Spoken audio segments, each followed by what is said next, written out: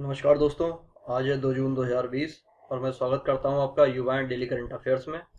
तो चलिए बिना देरी करते हुए शुरू करते हैं अपना आज का करंट अफेयर्स, जिसका पहला क्वेश्चन है, हाल ही में योगेश गौड़ का निधन हो गया, वह किस क्षेत्र से संबंधित थे? ऑप्शन है, ए है इतिहासकार, बी है कहानीकार, सी है पर्यावरणविद और डी है गीतकार। और दोस्तों का सही उत्तर है ऑप्शन डी, जो है गीतकार। योगेश गौड़ जो थे वो क्या थे? एक गीतकार थे।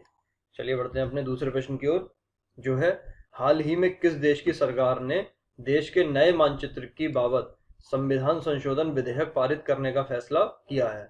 ऑप्शन देख लेते हैं।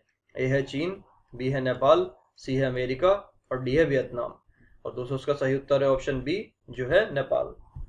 देखिए, हाल ही में नेपाल की सरकार ने देश के नए मानचित्र की बाबत क्या किया है? संविधान संशोधन विधेयक पारित करने का फैसला किया है। और इन्होंने क्या किया है कि मानचित्र में भारत के जो हिस्से वाले लिपुलेख, काला पानी और लिम्पियाधुरा को भी क्या बताया है? नेपाल ने क्या किया? अपना भूभाग घोषित किया है और भारत ने इस पर कड़ा विरोध भी जताया है।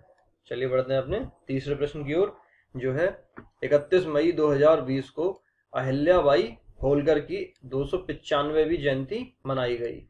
आपको बताना है कि अहिल्याबाई होलकर इंदौर की शासिका कब बनी थी? ऑप्शन देख लेते हैं। ए है 1767 ईस्वी में, बी है 1795 में, सी है 1754 में या फिर डी है 1782 में। और दोस्तों इसका सही उत्तर है ऑप्शन ए, जो है 1767 ईस्वी में। देखिए, अहिल्याबाई होलकर का जन्म कब हुआ था? 1725 ईस्वी को। कहाँ पर हुआ था? महाराष्ट्र के अहमदनगर में हुआ था। और इनके पति का नाम था खांडेराव होलकर। और 1754 ईस्वी के कुम्हेर के युद्ध में क्या हुआ था? कहाँ पर? कुम्हेर के युद्ध में इनके पति की मृत्यु हो गई थी। और 1767 ईस्वी को अहिल्याबाई होलकर को इंदौर की शासिका बनी थी या बनाया गया था। और 31 मई 2020 को इनकी कौन सी 295वीं जयंती मनाई गई थी। चलिए बढ़ते हैं अपने चौथे प्रश्न की ओर, जो है, कोरोना वायरस के संक्रमण के कारण हाल ही में सीरो सर्वे, कौन सा सर्वे? सीरो सर्वे चर्चा में आया है। और क्या है सीरो सर्वे का? आपको बताना है कि मुख्य उद्देश्य क्या है। ऑप्शन देख लेते हैं। ए है सामुदायिक संक्रमण का पता लगाना, बी है आरोग्य सेतु ऐप के द्वारा संक्रमित व्यक्ति का पता लगाना, सी है कोरोना संक्रमित हॉटस्पॉट का पता लगाना और डी है कंटेनमेंट जोन का पता लगाना। दोस्तों इसका सही उत्तर है ऑप्शन ए, जो है सामुदायिक संक्रमण का पता लगाना। देखिए, भारतीय आयुर्विज्ञान अनुसंधान परिषद ICMR ने क्या है कि बिना लक्षण वाले लोगों समेत अत्यधिक जोखिम वाले आबादी क्षेत्रों में पुराना संक्रमण का पता लगाने के लिए राज्यों को सीरो सर्वे कराने की सलाह दी है। कौन सा सर्वे? सीरो सर्वे कराने की सलाह दी है। और सीरो सर्वे का मुख्य उद्देश्य क्या है? सामुदायिक संक्रमण का पता लगाना है। अब देखते हैं कि सीरो सर्वे है क्या। देखिए, सीरो सर्वे में क्या है, किसी खास इलाके में एक साथ कई लोगों के खून के सीरम की जांच की जाती है और इससे क्या है, संक्रमित व्यक्ति में एंटीबॉडी का पता चल जाता है। और किसी व्यक्ति के शरीर में एंटीबॉडी की मौजूदगी का मतलब यह है कि वह व्यक्ति क्या है कि कोरोना वायरस से संक्रमित होकर ठीक हो चुका है। इस तरह क्या है कि अगर उस आबादी में कोरोना वायरस संक्रमण है तो इस जांच से उसका पता भी चल जाएगा। चलिए बढ़ते हैं अपने पांचवें प्रश्न की ओर, जो है, हाल ही में कौन सी कंपनी ने कोरोना महामारी से बचाव के लिए सोशल डिस्टेंसिंग ऐप सोडार को पेश किया है? ऑप्शन देख लेते हैं। ए है माइक्रोसॉफ्ट, बी है गूगल, सी है फेसबुक और डी है अमेजन। और दोस्तों उसका सही उत्तर है ऑप्शन बी, जो है गूगल। देखिए, हाल ही में गूगल ने क्या किया है, एक सोशल डिस्टेंसिंग ऐप जिसका नाम क्या है, सोडार, पेश किया है, जो कि फोन के कैमरे की मदद से क्या है, यूजर के चारों ओर 2 मीटर का एक वर्चुअल रिंग तैयार कर देता है। और कोरोना वायरस संक्रमण से बचने के लिए क्या है, सोशल डिस्टेंसिंग बनाए रखना भी बेहद जरूरी है। चलिए बढ़ते हैं अपने छठे प्रश्न की ओर, जो है, हाल ही में NPCI, इसकी फुल फॉर्म है national payments corporation of India, ने आर्टिफिशियल इंटेलिजेंस या फिर AI आधारित क्या है, कौन सा चैटबॉट लॉन्च किया है? ऑप्शन देख लेते हैं। ए है पाई, बी है पेमाई, सी है आस्कमी और डी है वॉल्मी। और दोस्तों इसका सही उत्तर है ऑप्शन ए, जो है पाई। चलिए बढ़ते हैं अपने सातवें प्रश्न की ओर, जो है, 31 मई को संपूर्ण विश्व में तंबाकू निषेध दिवस मनाया गया। आपको बताना है कि वर्ष 2020 में इसकी थीम क्या थी। ऑप्शन देख लेते हैं। ए है तंबाकू का निषेध, बी है तंबाकू और युवा, सी है तंबाकू और निकोटीन का निषेध और डी है युवाओं को इंडस्ट्री के बहकावे से बचाते हुए उन्हें तंबाकू और निकोटीन का उपयोग करने से रोकना है। और दोस्तों इसका सही उत्तर है ऑप्शन डी, जो है युवाओं को इंडस्ट्री के बहकावे से बचाते हुए उन्हें तंबाकू और निकोटीन का उपयोग करने से रोकना है। और इस तरह के जितने भी क्वेश्चन होते हैं जिसमें थीम जो है वो एग्जाम्स में पूछी जाती है, तो हम लोग क्या करते हैं कि जो भी डेज रहते हैं उनको इंक्लूड करते हुए चलते हैं। और आपको क्या करना है कि जितने भी जो दिवस होते हैं उनको आप नोट करते रहिए, एक अलग सेक्शन बना लीजिए अपनी कॉपी पर, और उसकी थीम और दिवस का नाम और किस दिन वो मनाया गया था उसकी एक पूरी लिस्ट रेडी कर लीजिए। और ये आपको क्या है कि एग्जाम में आने वाला जो भी आपका एग्जाम होगा उसमें काफ़ी बेनिफिट करेगी। तो चलिए बढ़ते हैं अब अपने 8वें प्रश्न की ओर। हाल ही में भारतीय पुरातत्व सर्वेक्षण विभाग को किस देश में 1100 साल पुराना शिवलिंग प्राप्त हुआ है? ऑप्शन देख लेते हैं। ए है फिलीपींस, बी है अफगानिस्तान, सी है श्रीलंका और डी है वियतनाम। और दोस्तों इसका सही उत्तर है ऑप्शन डी, जो है वियतनाम। देखिए, हाल ही में भारतीय पुरातत्व सर्वेक्षण या फिर ASI या फिर आर्कियोलॉजिकल सर्वे ऑफ इंडिया को एक संरक्षण परियोजना की खुदाई के दौरान 9वीं शताब्दी का शिवलिंग मिला है। और यह शिवलिंग क्या है? बलुआ पत्थर का है। और यह शिवलिंग वियतनाम के माई सन मंदिर के परिसर की खुदाई के समय मिला है। और इस मंदिर के परिसर से पहले भी क्या है, कई मूर्तियां और कलाकृतियां भी मिली हैं, जिनमें भगवान राम और सीता की शादी की कलाकृति और नक्काशीदार शिवलिंग क्या है, प्रमुख हैं। देखिए, वियतनाम स्थित जो माइसन मंदिर है उस पर क्या है हिंदू प्रभाव है, और यहाँ कृष्ण, विष्णु तथा शिव की मूर्तियां हैं। और यह परित्यक्त या फिर अवेंडेंट या फिर छोड़ा हुआ और आंशिक रूप से ध्वस्त हिंदू मंदिर है। और इसका निर्माण क्या है, किसने कराया था? चंपा के राजाओं ने चौथी से 14वीं शताब्दी के बीच कराया था। और वियतनाम का चंपा क्षेत्र क्या है, प्राचीन काल में हिंदू राज्य और हिंदू धर्म का गढ़ था। यहाँ स्थानीय समुदाय चम का शासन 2वीं शताब्दी से 18वीं शताब्दी तक रहा था। और चम समुदाय में ज्यादातर लोग क्या थे, हिंदू थे।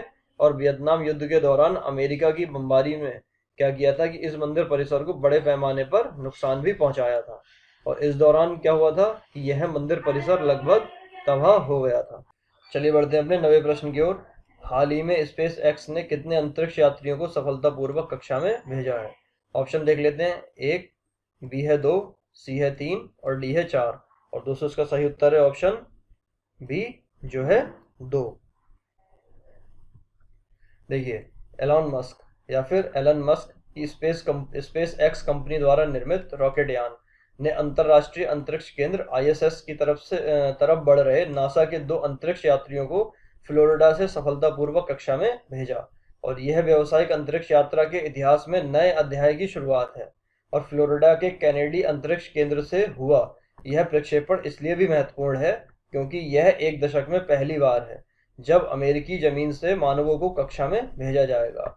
और नासा के अंतरिक्ष यात्री बॉब बेहकेन और डगलस हर्ले या फिर डॉग हर्ले को लेकर स्पेस एक्स क्रू ड्रैगन अंतरिक्ष यान ने नासा के कैनेडी अंतरिक्ष केंद्र के प्रक्षेपण परिसर से कंपनी के फाल्कन 9 रॉकेट के जरिए उड़ान भरी।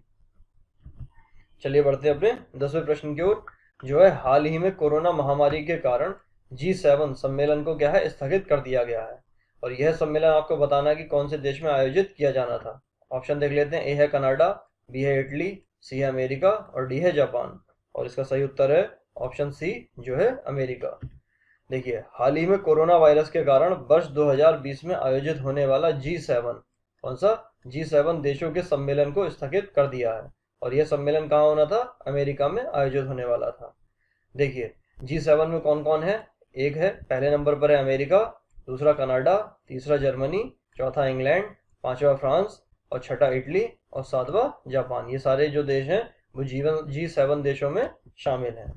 देखिए, इसमें पहले क्या था कि रूस भी शामिल था और उस समय इसको क्या कहा जाता था? G8 कहा जाता था। लेकिन 2014 में रूस द्वारा क्या है, क्रीमिया पर कब्जा करने के कारण रूस को इस समूह से बाहर कर दिया गया था। और हाल ही में क्या हुआ है कि अमेरिकी जो राष्ट्रपति हैं डोनाल्ड ट्रंप ने भारत, ऑस्ट्रेलिया, दक्षिण कोरिया तथा रूस को भी इस ग्रुप में शामिल करने की योजना बनाई है। चलिए बढ़ते हैं अपने 11वें प्रश्न की ओर, जो है हाल ही में कहां पर एक दुर्लभ प्रजाति जिसका नाम है बैंटेल स्कॉर्पियन फिश, जो कि रंग बदलने में सक्षम है, पाई गई है। ऑप्शन देख लेते हैं। ए है बंगाल की खाड़ी, बी है कच्छ की खाड़ी, सी है खंबात की खाड़ी और डी है मन्नार की खाड़ी। और दोस्तों इसका सही उत्तर है ऑप्शन डी, जो है मन्नार की खाड़ी। देखिए, हाल ही में भारतीय शोधकर्ताओं को मन्नार की खाड़ी में क्या किया है, सेतु कराई तट पर रंग बदलने वाली एक दुर्लभ मछली मिली है। और यह इलाका समुद्री जैव विविधता के मामले में दुनिया के सबसे धनी क्षेत्रों में से एक है। और केंद्रीय समुद्री मत्स्यिकी अनुसंधान संस्थान या फिर central marine fisheries research institute के वैज्ञानिकों ने बताया है कि समुद्री घास में छिपकर रहने वाली बेंडटेल स्कॉर्पियन फिश क्या है, एक दुर्लभ प्रजाति है और ये जहरीले कांटों से लैस भी है। और ये मछली क्या है कि रंग बदलने में भी सक्षम है। अब देखिए, यूनेस्को के मुताबिक मन्नार की खाड़ी में क्या है, 4223 समुद्री प्रजातियों का वास है। और जैव विविधता के मामले में क्या है कि भारत में सबसे संपन्न तटीय इलाकों में से एक है। और सेतु कराई तमिलनाडु का क्या है, तीर्थ स्थल है, कैसा प्रमुख तीर्थ स्थल है। और यह भी माना जाता है कि भगवान श्री राम ने लंका जाने के लिए सेतु कराई से ही पुल का निर्माण किया था। देखिए, केंद्रीय समुद्री मत्स्यिकी अनुसंधान संस्थान या CMFRI कहाँ पर स्थित है, कोची में स्थित है। चलिए बढ़ते हैं अपने 12वें प्रश्न की ओर, जो है हाल ही में कौन से नेशनल पार्क क्या है, कौन से नेशनल पार्क में एक गैंडे की मौत एंथ्रेक्स विषाणु के कारण हो गई है। यहाँ पर विषाणु का मतलब है वायरस। देखिए ऑप्शन देख लेते हैं। ए है वाल्मीकि नेशनल पार्क, बी है पालमू नेशनल पार्क, सी है राजाजी नेशनल पार्क और डी है काजीरंगा नेशनल पार्क।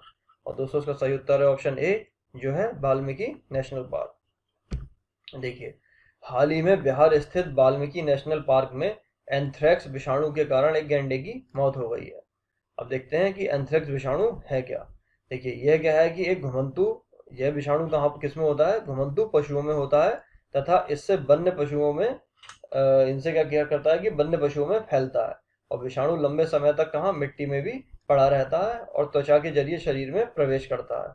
और फ्लू की तरह फैलने वाले इस रोग में क्या होता है कि पशुओं के शरीर में काले चकत्ते बनते हैं और फिर ये चकत्ते क्या है कि गहरे घाव हो जाते हैं। चलिए बढ़ते हैं अपने आज के प्रश्न की ओर, जो है मणिपुर राज्य का गठन कब हुआ था। ऑप्शन देख लेते हैं। ए है 1972, बी 1975, सी 1987 और डी 1966। आपको क्या करना है, इस प्रश्न का उत्तर हमें देना है कमेंट के माध्यम से। तो आज के अंक में इतना ही। अगर आपको वीडियो पसंद आए तो इसे लाइक कीजिए और कमेंट में अपना उत्तर दीजिए और साथ साथ में हमें आप अपनी फीडबैक भी दे सकते हैं। और अगर आपको ये वीडियो अच्छा लगा है तो आप इसको अपने फ्रेंड्स के साथ शेयर कीजिए। और अगर आप हमारे चैनल पर नए हैं तो हमारे चैनल को सब्सक्राइब कीजिए, जिससे कि आने वाले जितने भी वीडियोज़ हैं वो डायरेक्टली आपको नोटिफिकेशन उनका मिलता रहे। तो चलिए आज के अंक में इतना ही, मिलते हैं कल के अंक में। तब तक के लिए जय हिंद, जय भारत।